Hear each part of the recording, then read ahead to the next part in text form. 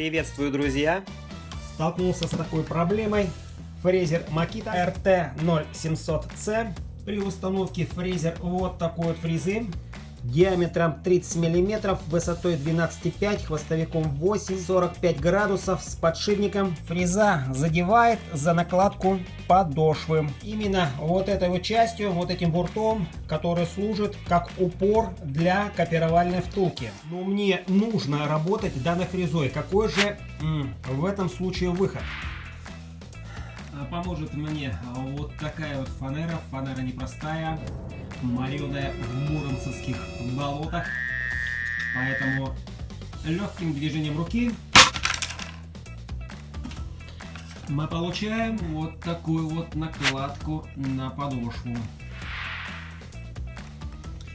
И теперь с новой подошвой и с такой фрезой можно работать без проблем.